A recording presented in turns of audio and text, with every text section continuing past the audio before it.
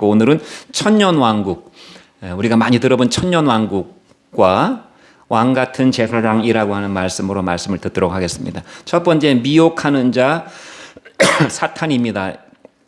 1절부터 3절인데요. 2절과 3절만 같이 한번 읽어보겠습니다. 천천히 시작. 용을 잡으니 곧 옛뱀이요 마귀요 사탄이라. 잡아서 천년 동안 결박하여 무저갱에 던져 넣어 잠그고 그 위에 인봉하여 천년이 차도록 다시는 만국을 미혹하지 못하게 하였는데 그 후에는 반드시 잠깐 놓이리라. 오늘 우리가 알기를 원하고 은혜 받기를 원하는 내용은 요한계시록, 성경 전체에서 좀 의견이 일치가 잘 안 되는, 물론 일치되는 부분도 있지만 일치가 안 되는 부분이 있어서 좀 난해하고 묵시적인 내용이고 마지막 끝에 있을 내용이기 때문에 이렇게 명확하게 딱 일목요연하게 설명하기가 좀 어렵다는 점을 전제로 말씀을 들으시면 될 것 같은데, 그러나 교훈은 분명합니다. 스토리는 다 몰라도 주제가 분명하다 그 말입니다. 여기 1절 말씀해 보니까 내가 보니 천사가 무저갱의 열쇠와 큰 쇠사슬을 그의 손에 가지고 하늘로부터 내려왔다고. 사도 요한에게 또 다른 환상이 임했는데 천사가 무저갱, 밑바닥이 끝이 없는 밑으로 뚫린 굴이니까 끝없는 추락으로 떨어지는 그런 굴이라고 그랬어요. 거기에 그 열쇠를 가지고 왔고 쇠사슬을 가지고 왔다고 그랬습니다. 그래서 용을 잡았다고 그랬어요. 용을 잡았는데 그 용은 곧 옛 뱀이라고 불리우기도 하고 마귀라고도 불리우고 본명은 사탄입니다. 사탄이 그 마귀와 옛 뱀과 용의 본명이에요. 사탄이라 잡아서 천년 동안 결박했다고 그랬어요. 천년 동안 결박해서 무저갱에 던져놓고 그 무저갱의 뚜껑을 잠가버리고 그 위를 인봉해가지고 천년이 차도록 나오지 못하게 하다가 마지막 때 잠깐 노연하게 된다고 그랬습니다. 그리고 반드시 노연하게 된다고 그랬어요. 하늘 천사가 무저갱의 열쇠와 쇠사슬을 가지고 사탄을 결박했는데 천년 동안 무저갱에 가두었다는 것은 마귀가 영원히 거해야 될 장소는 불과 유황으로 타는 지옥입니다. 마귀를 추종했던 모든 사람들과 함께 영원히 그들이 거할 곳은 불과 유황으로 타는 꺼지지 않는 불못 지옥인데요. 무저갱은 말하자면 임시 유치장 같은 데라고 우리가 이해하면 조금 이해할 수 있습니다. 무저갱은 영원히 거할 장소가 아니고 마귀가 임시 갇혀있는 유치장이라고 볼 수 있습니다. 마귀를 유치장에 가두었는데 임시로 무저갱에 가두었는데 미혹하지 못하도록, 그래서 미혹이 불가합니다. 그러나 마지막 때 끝에 가서는 잠시 풀려난다고 그랬어요. 마지막 끝에 마귀가 발악적인 역사를 하기 때문에 풀려나게 되는 것입니다. 자, 우리가 항상 집중하고 주의해야 될 하나님의 말씀은 예수 그리스도입니다. 예수 그리스도가 어떤 분이시고 예수님이 우리에게 무슨 말씀을 하시는가를 집중해야 되는데 어느 정도 집중해야 되냐면 100% 집중해야 됩니다. 99%만 집중해도 안 되고 100% 우리의 모든 관심과 주의가 예수님에게 100% 집중돼야 됩니다. 그런데 플러스 알파가 있어요. 플러스 알파는 사실은 없어도 괜찮은 건데 우리가 예수님에게 주의 집중을 잘 못하도록 방해를 하는 그 반역자, 대적자가 있기 때문에 이 대적자에게도 우리가 주의를 기울일 필요가 있는 것입니다. 그래서 사탄의 정체가 무엇인가, 사탄이 어떤 활동을 하고 어떻게 역사하는가에 대해서도 우리가 10% 정도 플러스 알파로 주의 집중을 해야 된다는 것입니다. 그러니까 우리가 예수님만 충분히 집중하고 우리의 관심과 시선이 다른 데로 가지 않으면 마귀를 알 필요가 없어요. 그런데 우리의 시선과 집중을 자꾸만 분산시키는 마귀의 역사가 있기 때문에 도대체 이 마귀란 놈이 어떤 놈이고 어떤 식으로 활동하는지를 알아야 되기 때문에 우리가 성경이 말씀하고 있는 범위 안에서 마귀도 알아야 되고 마귀의 역사도 알아야 된다는 것입니다.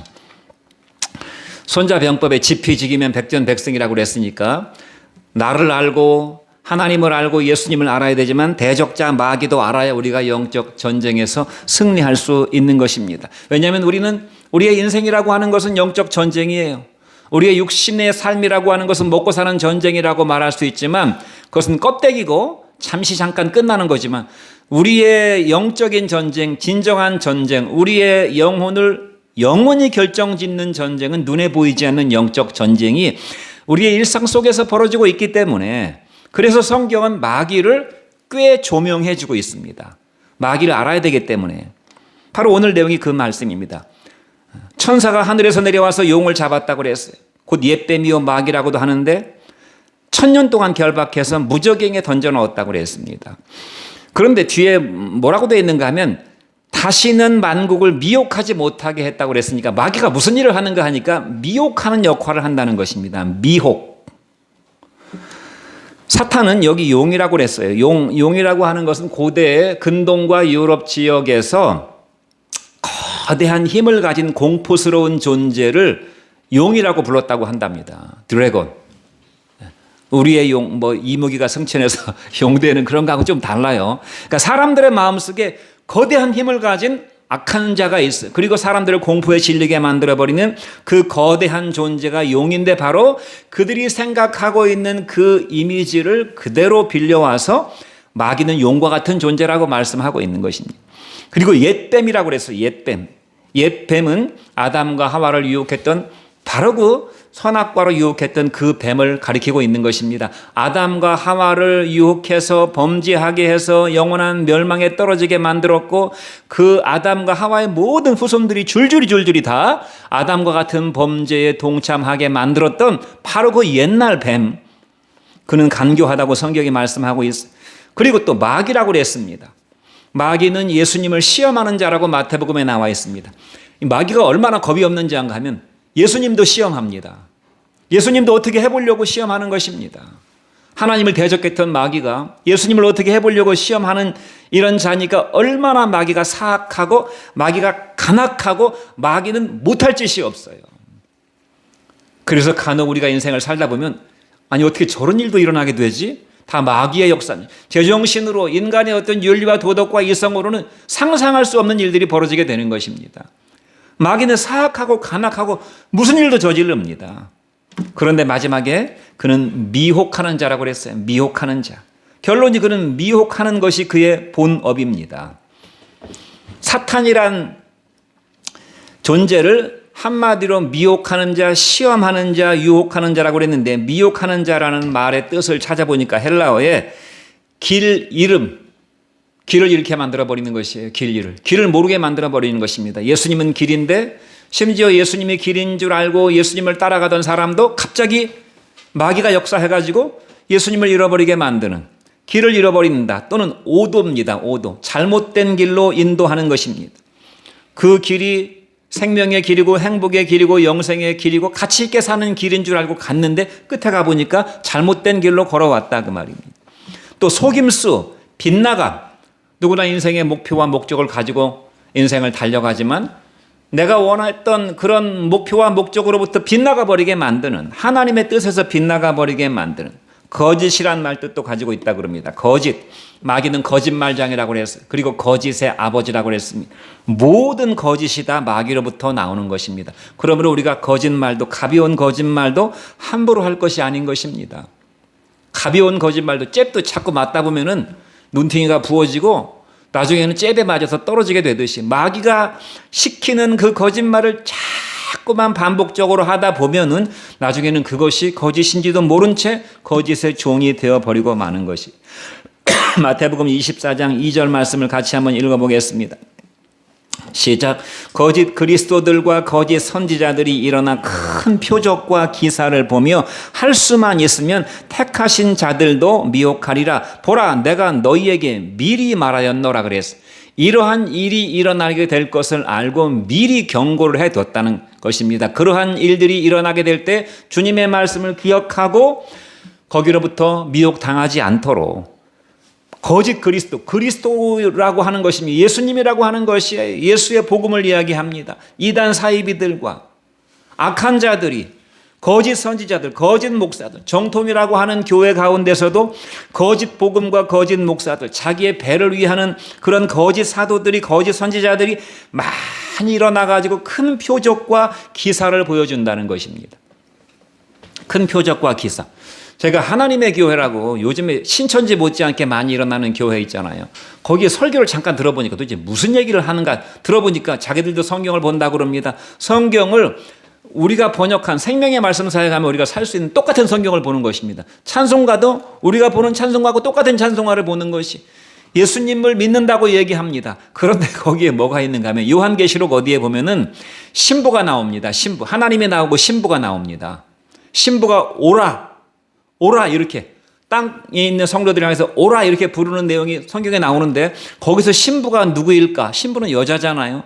신부가 바로 하나님의 교회 장길자라는 것입니다. 기가 막히고 성경에 나오는 신부는 교회를 가리키는 것입니다. 그리스도와 연합한 그리스도는 신랑이고 교회는 신부에 해당되는 것입니다. 신부가 장길자라는 것이에요. 그 말을 거기 수십만 명의 사람들이 믿는 것입니다. 막 해외로 나가가지고 해외도 엄청난 지부가 있어요. 그러니까 미혹당하면 바깥에 있는 사람들이 볼 때, 정상적인 사람들이 볼 때 엉뚱한 짓을 하게 되는 것입니다. 미혹당해서 그런 것이에요. 미혹당해서. 거짓 그리스도들과 거짓 선지자들이 일어나 큰 표적과 기사를 보여 분명히 거기에는 여러 가지 기적적인 요소들이 있었을 것입니다.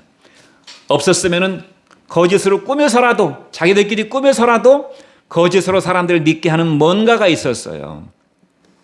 그래서 할 수만 있으면 택하신 자들도 미혹하리라. 이단 사이비에 교회 출석하는 사람들의 적어도 3분의 2는 다 교회 다니던 사람들이었어요.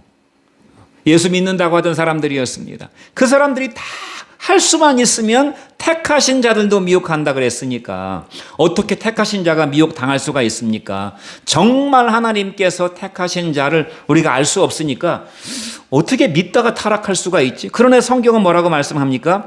시험에 들지 않도록 주의하라고 그랬잖아요. 시험에 원천적으로 드는 것이 불가능하다면 그런 경고를 할 필요가 없는 것입니다. 시험에 들 수 있다는 것입니다. 믿는 자들도.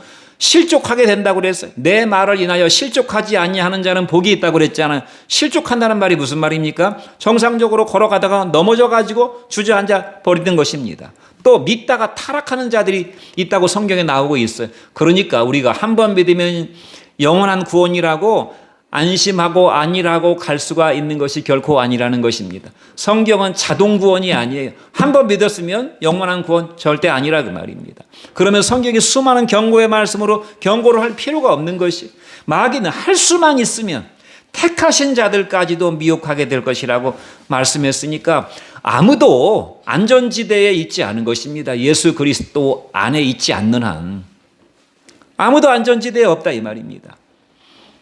미혹의 특징이 뭔가 하면 미혹당하는 본인은 자기가 미혹당하고 있다는 것을 몰라요. 그리고 미혹당하는 자들은 굉장한 확신 가운데 인생을 살아갑니다. 사이비 교인들의 믿음이 얼마나 좋은지 몰라요. 일반 정통교회 다니는 사람들은 뭐 믿음이 좋은 분도 있지만 그냥 뜨뜻미지근하게 다니는 분들이 많은데요. 이단 사이비든 다 열성신자들이에요. 광신자들이에요. 그래서 빼내오기가 쉽지 않아요. 본인은 몰라요. 본인이 미혹당하고 있다는 것을. 그러므로 우리가 미혹당하지 않으려면 내가 조금이라도 미혹당할 요소가 있는지 아닌지를 알아보려면 5대 신앙 고백을 확실하게 해야 됩니다. 예수님을 나의 주님이요, 유일한 나의 주님이요, 나의 구원자시요, 내 인생을 인도하고 책임지는 목자요, 인도하고 책임지는 것을 100% 믿어야 됩니다. 우리가 다윗이 내가 사망의 음침한 골짜기로 다닐지라도 내가 해받을 것을 두려워하지 않는다고 그랬잖아요. 내 인생 걸어가는 길이 마치 죽음의 길을 걸어가는 것 같아도 나는 안심한다 그 말입니다. 많은 사람들이 왜 시험에 듭니까? 예수 믿다가 갑자기 병이 나가지고 막 내가 죽을까? 내 사업이 망할까? 내가 무슨 문제가 생길까? 이러한 염려, 걱정, 근심 때문에 시험에 드는 사람이 얼마나 많은지 몰라요. 낙심이 되고 시험에 들고 믿음이 변질되고 그러므로 목자 되신 예수님을 확실하게 믿고 따라가야 됩니다. 죽을 때까지. 그리고 나의 왕 되신 나의 인생에 충성을 바칠 분은 오직 예수 그리스도 한 분뿐이라니. 그러니까 나의 전심 전력을 기울여서 내가 섬길 분은 오직 예수 그리스도 한 분뿐이시고 내 인생의 절대 가치는 하나님이신 바로 그분께 경배해야 된다는 사실을 우리가 확고하게 믿고 있으면 철옹성이에요. 이것은 철옹성. 뭐 시험이고 뭐고 어떤 것도 우리를 그리스도의 사랑에서 끊지 못하게 됩니다. 그렇지 않으면 다 미혹당했거나 미혹을 당하고 있는 와중에 있습니다. 그리고 그런 사람들의 인생은 힘들어요. 우리가 예수님 안에서 예수님만 바라보고 인생을 살면 무슨 일을 하든지 인생이 별로 힘들지 않아요. 어떤 일이 닥쳐도 힘들지 않습니다. 안심하고 주님을 따라가는데 자꾸 미혹을 당하는 사람은 얼마나 피곤한지 몰라요. 왜냐하면 미혹 당하는 그 와중에서 그것을 또 고민하고 갈등하고 이겨내고, 마귀가 한 번으로 끝납니까? 마귀는 쉼없는 사냥꾼이라고 그랬잖아요. 마귀는 잠도 자지 않아요. 그러니 얼마나 피곤하겠어요. 그 인생을 살아가는 것이. 미혹이란 말은 유혹이란 말하고도 비슷하고 시험에 든다 할 때 그 시험하고도 비슷한데, 유혹과 시험을 합해 놓은 것이 미혹입니다. 유혹은 영어로 temptation. temptation은 그야말로 유혹이잖아요. 유혹. 여러분, 유혹을 이겨내는 것이 얼마나 어렵습니까? 술 좋아하는 사람이 술 안 먹는 것이 얼마나 어려워요. 술의 유혹을 끊는 것이. 식탐이 있는 사람이 다이어트 하려고 음식을 굶는 것이 얼마나 어렵습니까? 살 빼는 것이 얼마나 어려워요. 암 이기는 것보다 살 빼는 것이 더 어렵다고 그러지 않아요. 왜냐하면 이 먹고 싶은 욕망을 이기기가 너무너무 어려운 것입니다. 건강에도 안 좋고 보기에도 안 좋은데 이길 수가 없어요. 유혹을. 쉽지가 않다 그 말입니다. 돈 좋아하는 유혹 이기기 얼마나 어렵습니까? 여러 가지 유흥과 그 다음에 취미와 쾌락을 이기기가 얼마나 어렵습니까? 유혹을 이긴다는 것은 너무너무 힘든 것입니다. 거기다가 시험이 있다고 그랬어요. 이 시험은 우리가 잘 되게 하기 위한 학교 선생님이 내주시는 시험이 아니라 우리를 떨어뜨리기 위한 그런 시험이에요. 우리가 함정에 빠지기를 바라는 그런 시험이라 그 말입니다. 시험에는 두 가지가 있어요. 하나님의 아브라함을 시험해서 아브라함의 믿음을, 왜 사람이 시험을 보면 공부하게 되니까, 긴장하게 되니까 성적이 올라가잖아요. 시험이 있다고 그러면 열심히, 그때만이라도 공부를 하니까. 하나님은 우리의 믿음이 성장하도록 우리를 시험하시는데, 마귀는 우리가 떨어지도록, 믿음에서 떨어지도록 우리를 시험하는데 마치 함정 문제를 많이 내는 것입니다. 함정 문제를. 정상적인 문제가 아니에요. 어떤 문제가 생겼을 때 거기에는 반드시 마귀의 함정이 있어요. 거기 빠지라고. 그러니 미혹을 이긴다는 것은 얼마나 어려운 것입니까? 인생의 곳곳이 지뢰밭이에요. 곳곳이 지뢰밭. 그 미혹은 강력하고 아주 매력적으로 보이는 것입니다. 자, 그러면 구체적으로 세 가지 미혹을 제가 말씀드리겠습니다. 다 성경이 말씀하고 있는 건데, 첫 번째가 의식주의 미혹입니다. 먹고 사는 문제의 미혹이라 이 말입니다. 먹고 사는 문제. 모든 사람들의, 거의 대부분의 사람들의 최우선순위 먹고 사는 문제. 먹고 사는 문제가 항상 내 머릿속을 떠나지 않고 내 마음속에도 항상 먹고 사는 문제로 인해서 염려, 걱정, 근심과 탐욕이 들끓어요. 내 손발은 항상 먹고 사는 쪽으로 달려갑니다. 나의 눈과 이목구비는 항상 먹고 사는 문제에 귀가 열리고 눈이 열리고 입이 열려 있어요. 먹고 사는 문제가 거의 전부예요. 그리고 먹고 사는 문제에 매달리는 사람은 내가 미혹을 받고 있다는 것에 대한 의심이 추호도 없어요. 사람이 먹고 살아야지. 제일 우선순위가 먹고 사는 건데. 먹고 살기 위해서 열심히 일하는 사람 보고 잘못했다고 뭐라고 하는 사람이 없어. 열심히 돈 벌려고 하는 사람, 열심히 악착같이 모으려고 하는 사람 보고 뭐라고 하는 사람 없다 그 말입니다. 본인도 그렇게 생각하지 않아요. 그런데 거기에 미혹이 있다 이 말입니다. 주님은 뭐라고 말씀하셨습니까? 너희가 무엇을 먹을까, 무엇을 마실까, 무엇을 입을까 염려하지 말라고 그랬어요. 관심사가 먹을 것, 입을 것, 마실 것, 거할 곳에 가 있기 때문에 정욕이 일어나게 되고 그 사람의 마음과 생각을 온통 점령하고 있습니다. 그래서 자기가 추구하려고 하는 것만을 늘 생각하고 있는 것이에요. 그것 때문에 여기서 뭔가가 가슴에서 뭔가 불이 타고 있는 것입니다. 마태복음 6장 33절 말씀을 같이 한번 읽어보죠. 시작. 너희는 먼저 그의 나라와 그의 의를 구하라. 그리하면 이 모든 것을 너희에게 더하시리라. 너희는 먼저 그러므로 그의 나라와 그의 의를 구하라. 그리하면 그 다른 모든 것들은 하나님께서 너희에게 더해 주신다. 먼저 하나님의 나라와 의를 구하면, 하나님을 구하면, 그러니까 우선순위가 중요한 것입니다. 사람들은 먹고 사는 것이 제일 중요하다고 그러죠. 그러면 먹고 사는 인생 위주로 살아갈 수밖에 없어요. 먹고 사는 문제로. 일생을 먹고 살다가 죽는 것입니다. 그러나 성경은 뭐라고 그랬어요?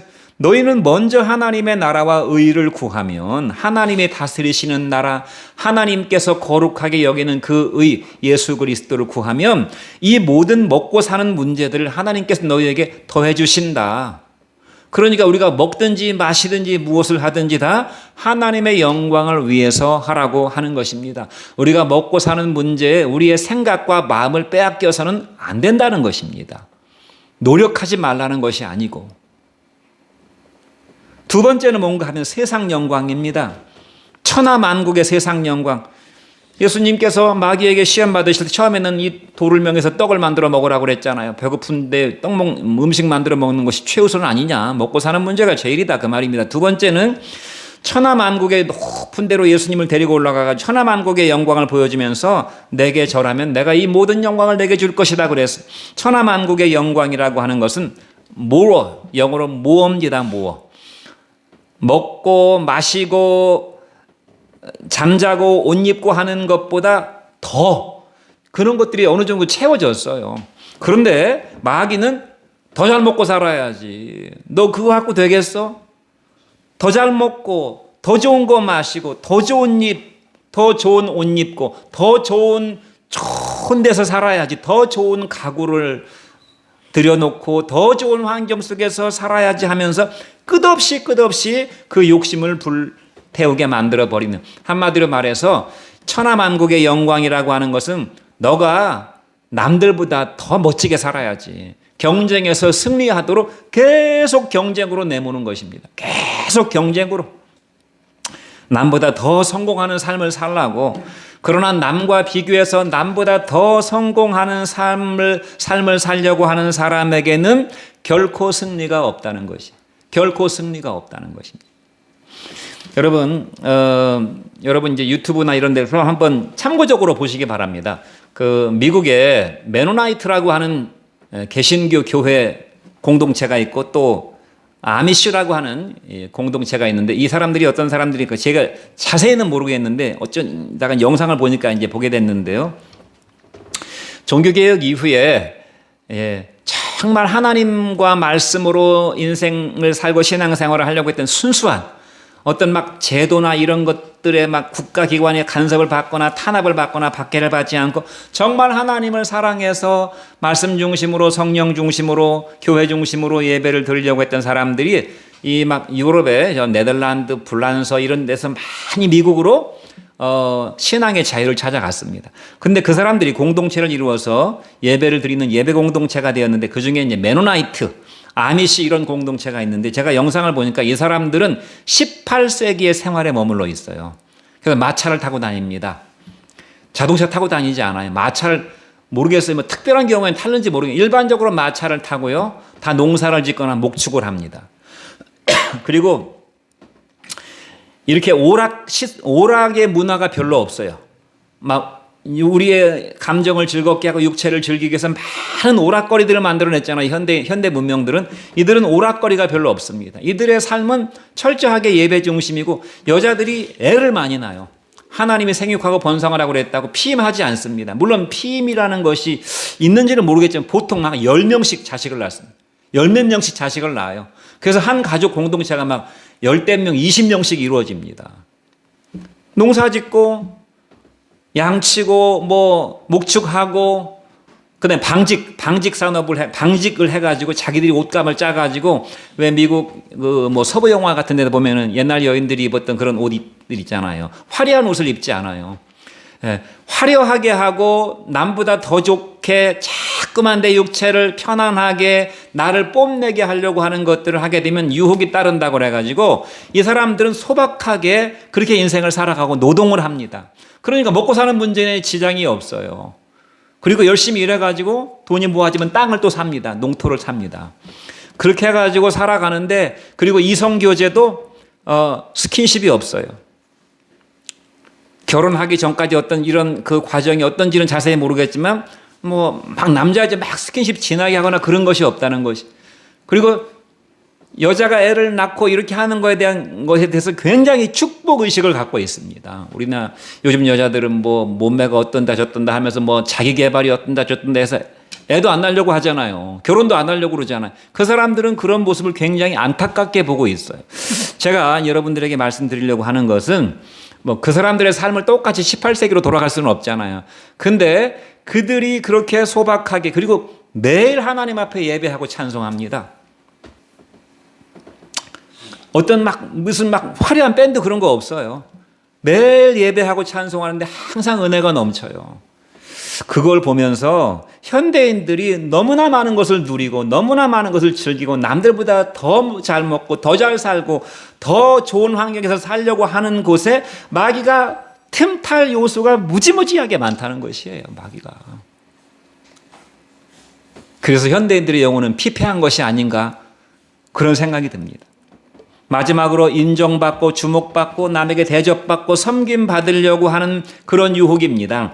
마귀가 예수님을 성전 꼭대기에 데리고 올라가 가지고 여기서 뛰어내리라. 네가 여기서 뛰어내리면 많은 이 예루살렘 성전에 예배하러 온 예배자들이 너를 보고서 슈퍼맨이 내려왔다. 정말 놀라운 메시아가 내려왔다 하면서 십자가에 못 박히지 말고 너 자신을 정말 사람들에게 드러내가지고 네가 메시아로 대접을 받으라고 하는 것이잖아요. 이것은 남들보다 아주 우월해가지고 인정을 받고 주목을 받고 남에게 대접받고 섬김 받으려고 하는 그런 유혹인데 명예와 자존심 이런 것들을 통한 마귀의 미혹입니다. 강력한 미혹이에요.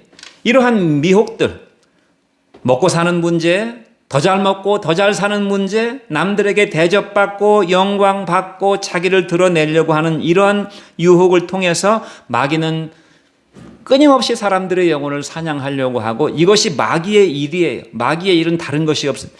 마귀는 이것이 일상입니다. 그러므로 요한복음 10장 10절 말씀이 뭐라고 말씀했습니까? 같이 한번 읽어보죠. 도둑이 오는 것은 도둑질하고 죽이고 멸망시키려는 것뿐이요 내가 온 것은 양으로 생명을 얻게 하고 더 풍성히 얻게 하려 함이라. 도둑이 오는 것은 도둑질하고 죽이고 멸망시키는 것 다른 이외의 목적은 없어. 그 사람의 영혼을 도둑질해가지고 죽이고 멸망 가운데 던지는 것이 마귀의 목적이라고 그랬습니다. 베드로전서 5장 8절로 9절 말씀도 같이 읽어보죠. 시작. 근신하라 깨어라 너희 대적 마귀가 우는 사자와 같이 두루 다니며 삼킬 자를 찾나니 그러므로 너희는 믿음을 굳게 하여 저를 대적하라고 그랬어요. 마귀는 우는 사자같이 굶주린 사자같이 만약에 우리가 여기 예배 드리는데 여기 갑자기 뭐 사자는 그만두고 무서운 불독이 나타났다고 쳐보세요. 무서운 불독이 나타났으면 다들 화들짝 놀라가지고 아마 기겁을 할 것입니다. 그런데 우리의 일상 삶에 우리가 눈으로 보지 못해서 그렇지 굶주린 사자 같은 마귀가 두루 다니면서 삼킬 자를 찾는다는 것입니다. 그러므로 너희는 믿음을 굳게 해서 저를 대적하라. 믿음을 굳게 한다는 것은 예수님의 품 안에 들어가서 믿음으로 마귀를 대적하라. 그러면 저는 얼씬하지 못한다는 것입니다. 미혹하는 자 마귀를 우리가 알았으니 우리가 일생을 어떻게 살아야 되겠습니까?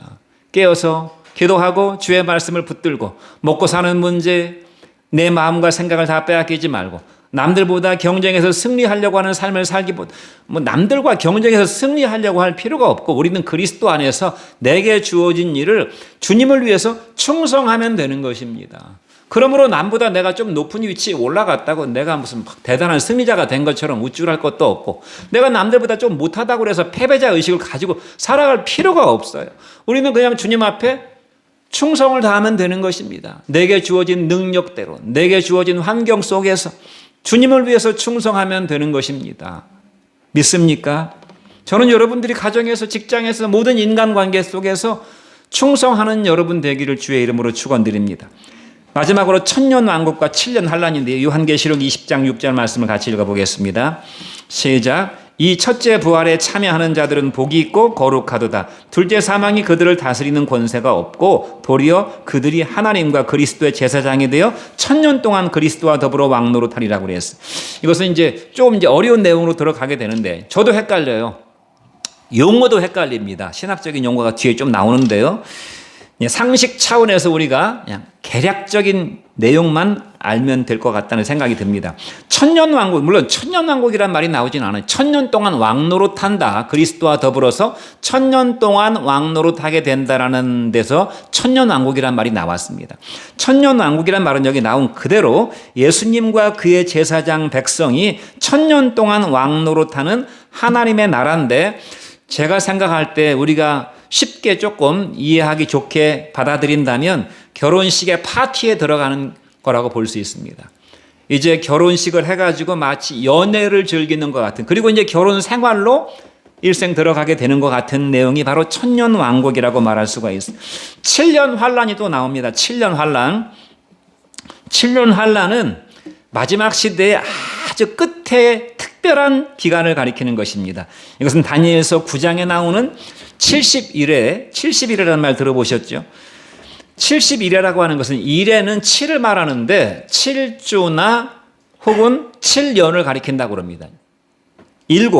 요거를 이제 일회라고 하는데 70일에는 7년이 70번 반복되는 490년을 가리키는데 이게 성경의 이제 보통 신학자들의 해석인데요.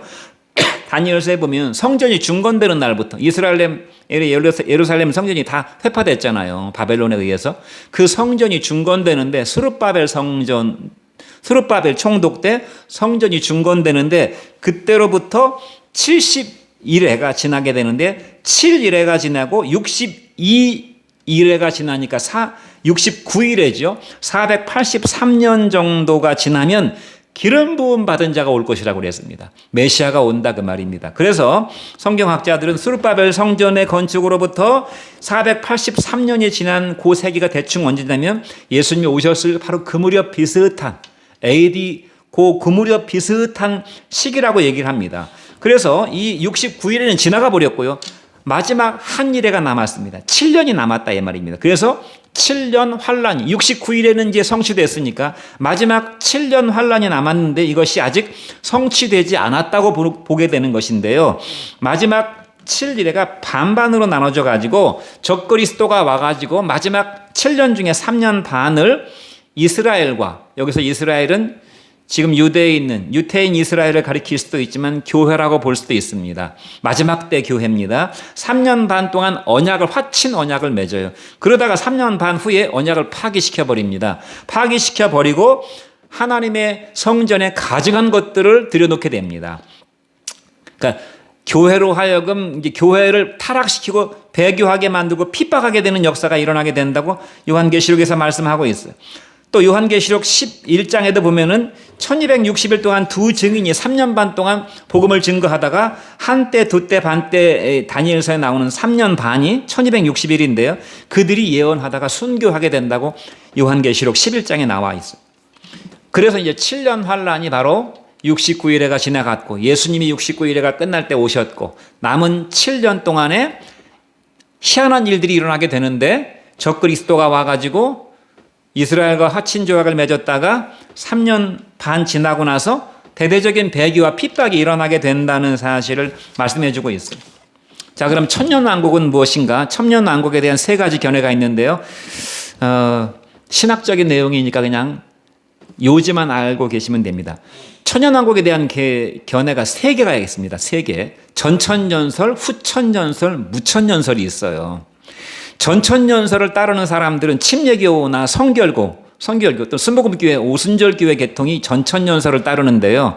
전천년설이라는 말은 프리밀레니엄리즘이라고 해가지고 말도 어려운데요.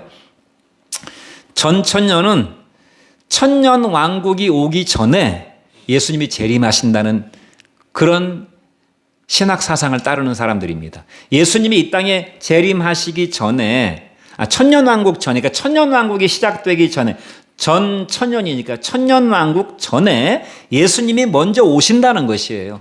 예수님이 재림하신 이후에 천년왕국이 시작되고 천년이 지난 후에 마지막 전쟁이 시작되고 하나님의 최후 심판이 이루어지고 새하늘과 새 땅이 도래하게 된다는 그런 신학 사상을 따르는 사람들이 전천년설입니다. 7년 환란에 대해서는 7년 환란을 특별한 시점으로 대박해가 이루어지는 시점으로 이 사람들은 생각합니다. 후천년설은 무엇인가 하면 천년왕국이라고 하는 것은 상징적인 기간이고 이것은 복음 역사의 황금기를 말하는 것이다. 예수님이 오신 이후로 복음이 전 세계로 전파되었는데 복음 역사가 전 세계로 확장되면서 복음의 황금기가 오고 복음의 완성기가 올 그 무렵이 천년왕국이고 그때가 그 천년왕국 후에 세상이 복음으로 정말 좋은 세상이 될 때 예수님이 재림하신다는 것입니다. 그러니까 천년왕국 후에 재림한다 그래서 후천년입니다. 천년왕국 전에 예수님이 재림한다 그래서 전천년이고요. 여기 헷갈립니다. 재림이 포인트에 천년왕국 전에 재림한다 그러면 전천년이고 천년왕국이 지나고 이 교회가 복음이 왕성하게 전파되는 천년왕국이 지난 후에 재림한다는 내용이 후천년입니다. 마지막으로 무천년설은 뭔가 하면 이것은 장로교와 감리교, 성공회와 구세군, 영국, 미국 기독교 계통을 따르는 사람들이 대개 무천년설을 받아들이는데요. 이것은 천년왕국이라고 하는 것은 후천년설과 비슷합니다. 천년이라고 하는 것은 상징적인 것이다. 예수님 초림 이후에 예수님이 육신을 입고 오셔서 십자가에 달려 죽으시고 부활하신 이후로 이미 천년왕국은 시작되었다. 하나님의 나라가 너희에게 임하였느니라 라는 말씀도 성경에 있잖아요.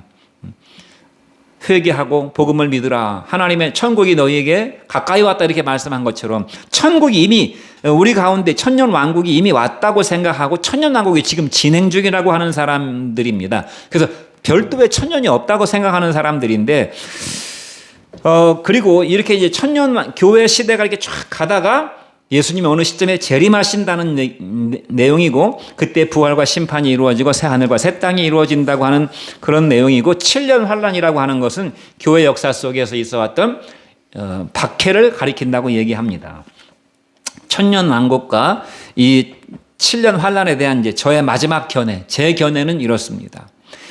전천년설과 무천년설, 천년왕국이 별도로 없다고 하는 교회 시대가 천년왕국이다라고 하는 무천년설과 후천년설은 비슷합니다. 그러니까 전천년설과 무천년설을 보완해서 절충해서 받아들이는 것이 가장 무리가 없지 않나. 무슨 말인가 하면 천년왕국이 앞으로 실제로 올 수도 있고 아니면 우리가 지금 천년왕국 속에 살아간다고 생각하면 천년왕국을 이 땅에서 충만하게 누리고 제사장적인 삶을 우리가 살면 되고, 천년왕국이 언젠가 도래하게 될 것이라고 하면 우리가 그 천년왕국으로 들어가는 왕같은 제사장이 되기 위해서 준비하면 된다 그 말입니다. 천년왕국의 시점이 어떤 것이고 구체적으로 어떤 건지 우리가 다 몰라도 우리는 누리고 하나님의 나라 백성의 권리를 누리고 또 다가올 나라를 준비하면 된다 그 말이에요. 천년왕국과 7년 환란이 주는 교훈은 뭔가 하면 6절에 첫째 부활에 참여하는 자는 복이 있고 왕노릇하는 제사장들이고 그들은 생명록 책에 그 이름이 등록됐다고 그랬어요. 첫째 부활은 천년왕국의 주인공들이 경험하는 것이고 구원받은 성도들이고 그들은 복되고 거룩하고 둘째 사망이 그들을 해하지 못하고, 둘째 사망은 불과 유황으로 타는 지옥에 떨어지는 것이라고 그랬어요. 제사장 노릇을 하고 천년 동안 왕같은 제사장으로 제사장 노릇하다가 영원한 하나님의 나라에 들어가게 되는 것입니다. 그러므로 우리의 유일한 소망과 목표는 무엇인가 하면 첫째 부활에 참여하는 것입니다. 그리고 이 땅에서 제사장적인 사명을 감당하는 것이에요. 성도의 총력을 기울이고 주의 집중을 해야 될 것은 제사장이다. 제사장입니다. 제사장이 되어서 왕같은 제사장이 되어서 주님과 함께 영원히 왕노릇하게 될 것이라고 말씀했으니까 제사장적인 사명, 베드로전서에서 말씀하고 있는 것이 너희는 택하신 백성이 왕같은 제사장들이요 그의 소유요 하나님 나라 백성이라고 말씀했으니까 제사장적인 사명이니까 제사장이 쉽게 말하면 목사입니다. 목사. 저는 직업으로 치면 직업적인 목사고 저는 여기에 그냥 이것을 업으로 삼는 목사지만 여러분들은 평신도 목사라고 생각하고 인생을 살아야 된다는 것입니다. 그러므로 우리가 제사장적인 사명을 감당하는데 아까 말씀드린 마귀의 미혹인 우리가 인생을 살아가는데 많은 욕심이 들어와요. 우리 마음속에.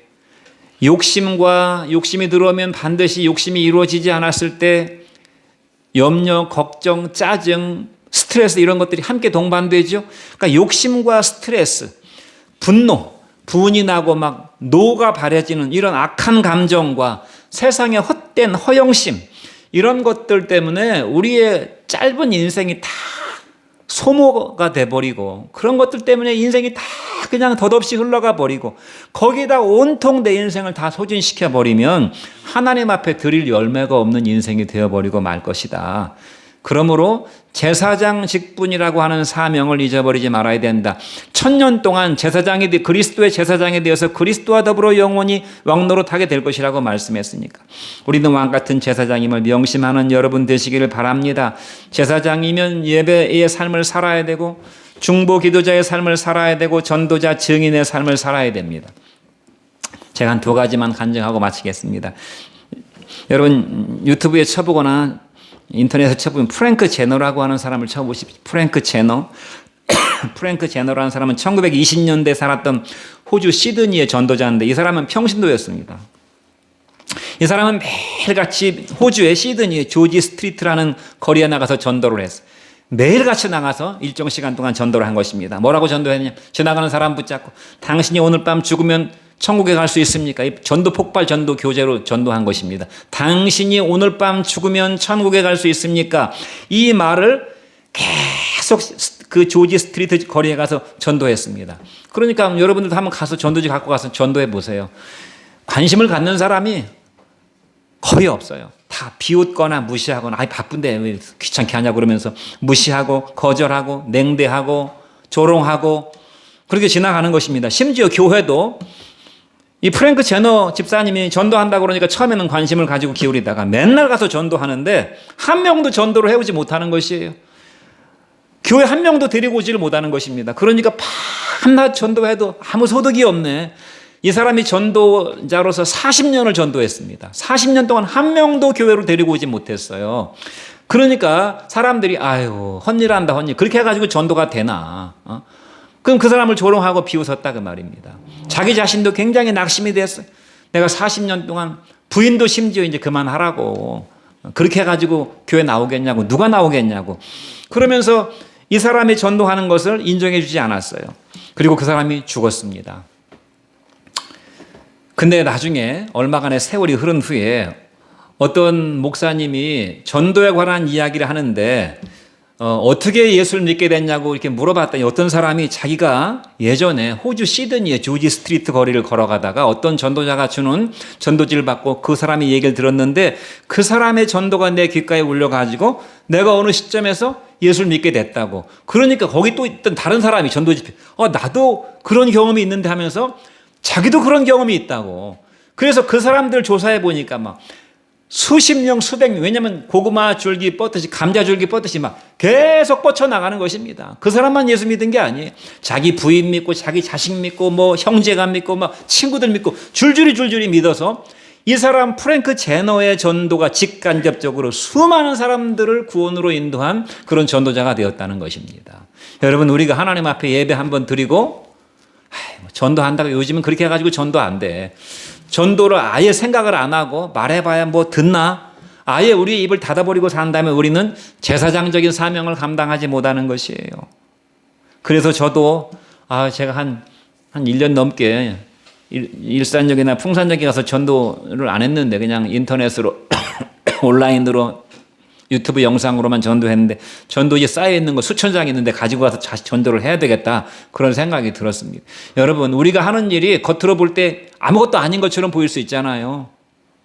하나님은 그렇지 않다 그 말입니다. 하나님은 우리가 알 수 없는 방식으로 일을 하신다는 것이에요. 우리 김정옥 우리 장모님이 응급실에 실려가셔서 심장박동에 낮아가지고 숨을 못 쉬겠다고 그래가지고 중환자실에 계시다가 어떻게 해서 겨우 나서서 이제 조금 회복이 돼가지고 오셨는데 제가 이제 가서 여기 보니까 굉장히 수척해지셨고 허리가 너무너무 아프고 온몸이 안 아픈 데가 없어요. 밥맛이었고 너무너무 아프니까 왜 하나님 빨리 데려가시지 이렇게 나를 오래 살게 하시냐고 그러면서 죽고 싶다고 너무너무 힘들지 빨리 죽어야 되는데 안 죽는다 그러면서 그래서 제가 그랬습니다. 장모님 하나님이 금방 데려가시지 않는 것은 아프고 이렇게 해서 데려가시려고 하는 것은 죽을 준비를 하라는 것이에요. 죽을 준비가 뭐겠습니까? 죽을 날만 기다리는 것이 아니라 마지막 사명이 있다 그 말입니다. 무슨 사명이 있나 봤더니 처제가 예수를 안 믿어요. 처제를 위해서 더 기도하시려고. 그런데 처제가 제가 결혼해가지고 30년 가까이 됐으니까 처제를 30년 동안 기도했는데 정말 같이 얘기 붙이기가 어려울 정도로 아주 그냥 날카롭습니다. 날카로워요. 너무너무 날카로워. 그래서 잘 갔다 온 지도 지금 얼굴 본 지도 한 10년 된 것 같아요. 내망도 없어요. 그냥 전화로나 아니면 문자로만 이렇게 하는데 마음이 최근에 많이 부드러워졌어요. 그래서 장모님 모시고 장모님 겨울 잘 건강 잘 버티셨다가 우리 내년에 처제네 집에 같이 여행 한번 가지요. 사우나도 같이 다니면서 여행하면서 마지막 사명 감당하시고 가시라고. 마음이 지금 많이 부드러워졌으니까. 여러분, 우리가 제사장으로 산다는 것이 무엇입니까? 뭔 제사장으로 살겠어요, 우리가. 주님 앞에 예배 한번 드리고 주님으로부터 난 구원을 받았으니까 복음을 전파하고 위에서 기도하는 삶을 사는 것이 제사장적인 사명입니다. 여러분은 뭘 먹고 뭘 입고 뭘 누리고 어떤 대접을 받기를 원하십니까? 이 땅의 제사장으로서 천년 왕국의 주인공으로 영광스러운 여러분의 이름이 생명책에 기록되는 그러한 삶이 여러분의 목표가 되고 가치가 되고 소원되기를 주의 이름으로 축원드립니다. 기도하겠습니다.